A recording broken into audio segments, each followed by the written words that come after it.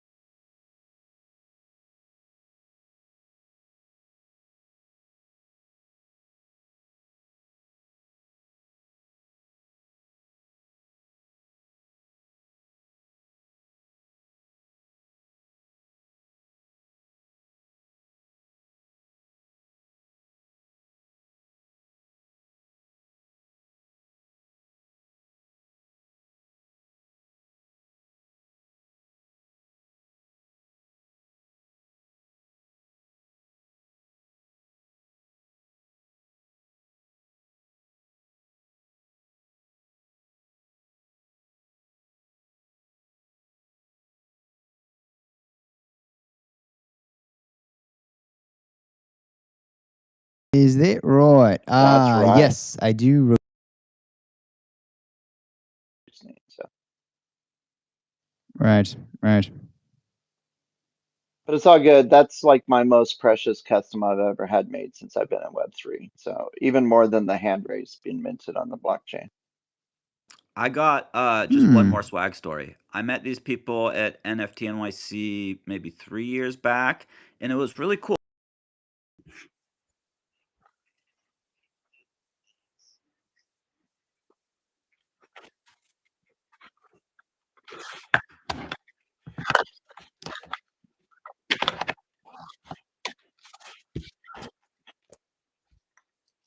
Something I had to take for them. But I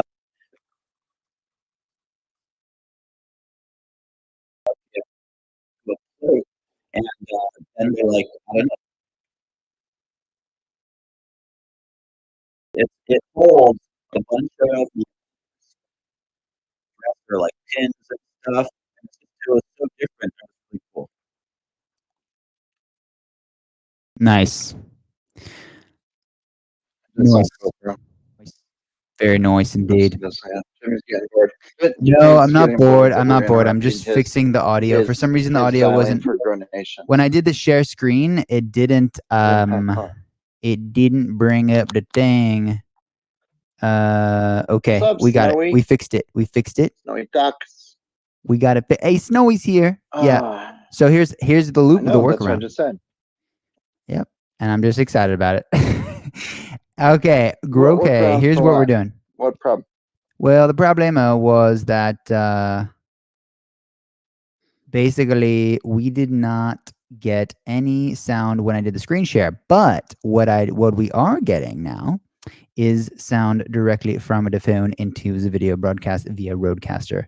So just to make sure that, and what I'm going to do is put this, I got a screenshot of the, got a screenshot of the X spaces, which I'm bringing into the broadcast as well. It's just so people know what's going on. And look at that, workarounds, happy days. Doo-doo-doo. Good. Welcome, my check, my brother from another mother. What's growing on with you, my guy? How are you do today? What's happening with you? He's gonna give us a weather report. No, I'm in Shanghai. I picked up my daughter from the airport, and we jumped into another plane from Kunming to Shanghai. Kunming is capital of Yunnan. And guys, it was amazing. It was all trip from morning until now. You know, it was a beautiful thing. I didn't see Dahlia for a while. So yeah, it's amazing. That is sweet. The universe is really on my side, you know. So yes. And about the weather report, I just finished almost 3 hours playing Dungeons and Dragons with James. Did you really? Guys, for me, this is, oh my God, man, it's like insane, you know. It's like, and you know, I'm pushing against all this violence and all this. It's like, really, James, I feel I never played before. It's my fourth time maybe, but I feel that I'm sort of, you know, like the rules are to just kill, and I'm just, you know, making compost. You know, it's like fucking. It's amazing. I really recommend every Saturday 8 o'clock. Every Saturday 8 o'clock, James is setting up his spaces. So if you have experience, I mean, please join us. Okay. Quick friendly reminder: the Octant, they're branding kind of like this Degens and Dragons thing, and they have collectible cards that are under $1.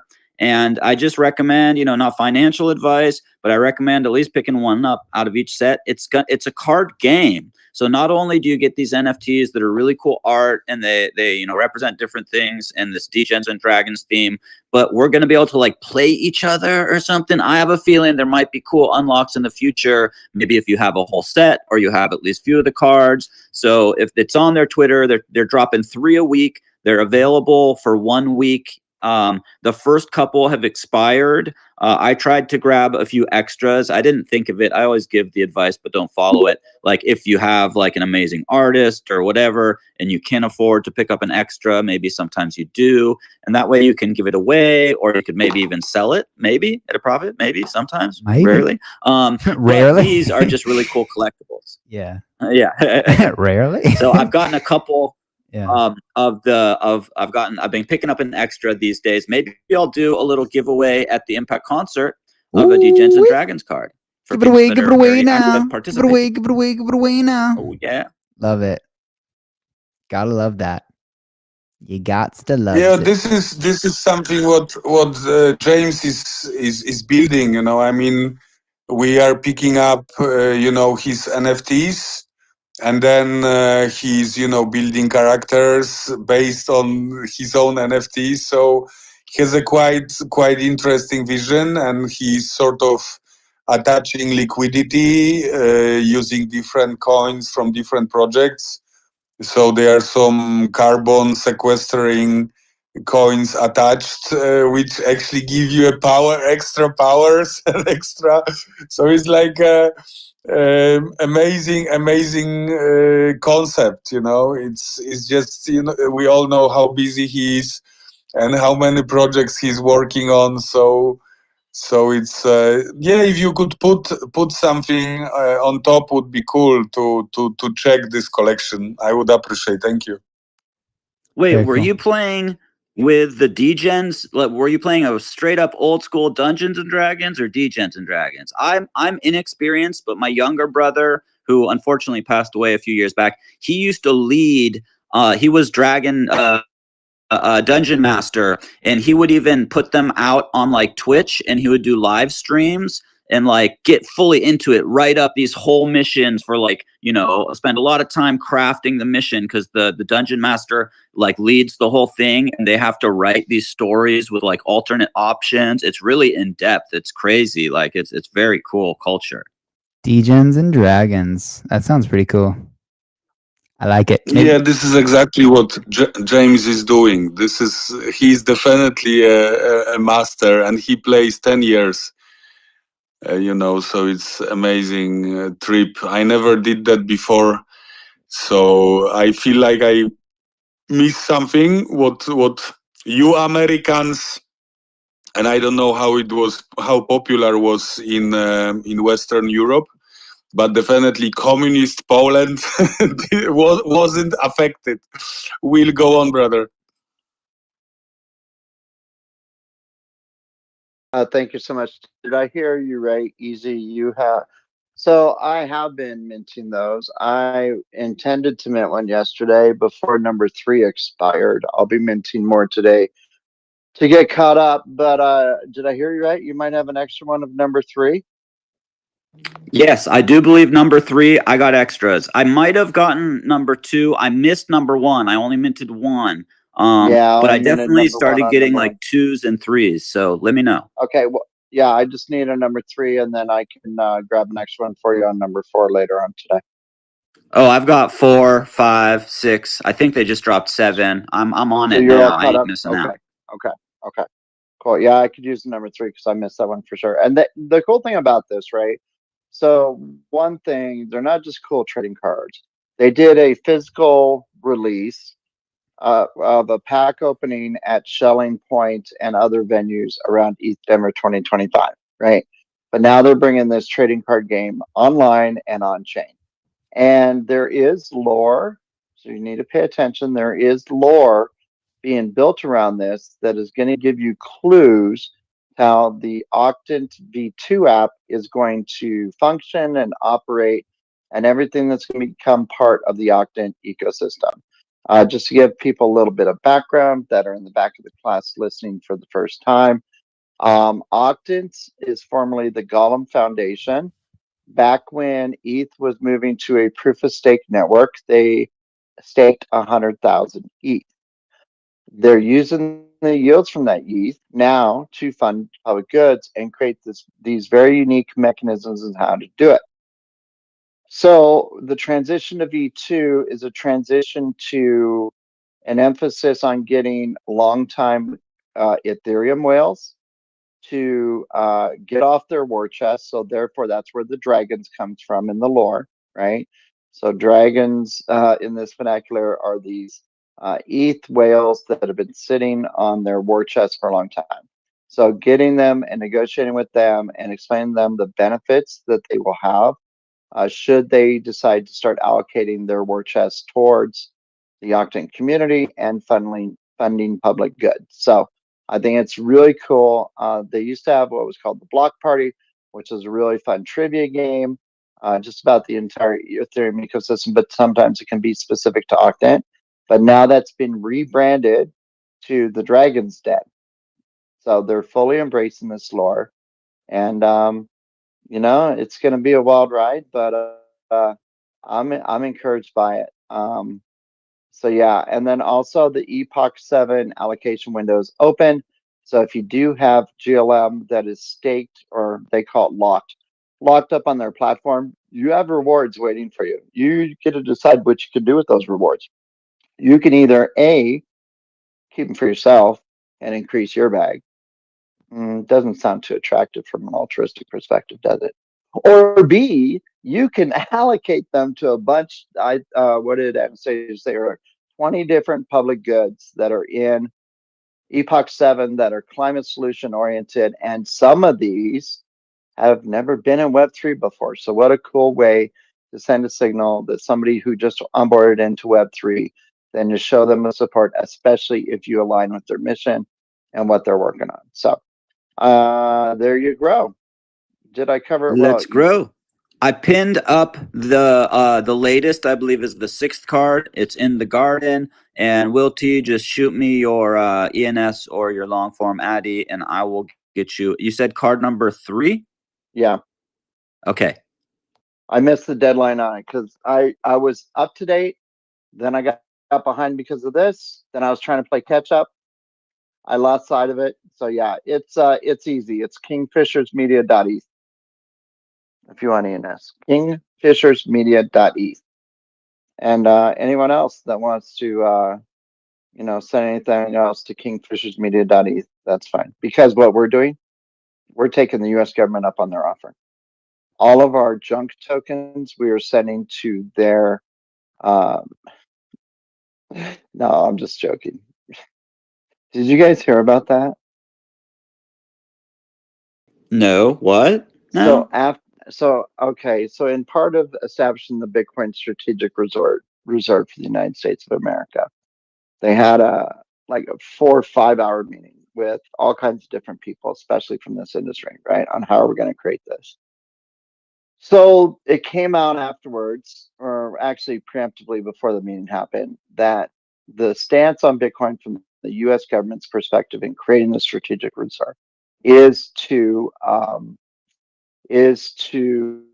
hold it, not sell it, but add to it through time.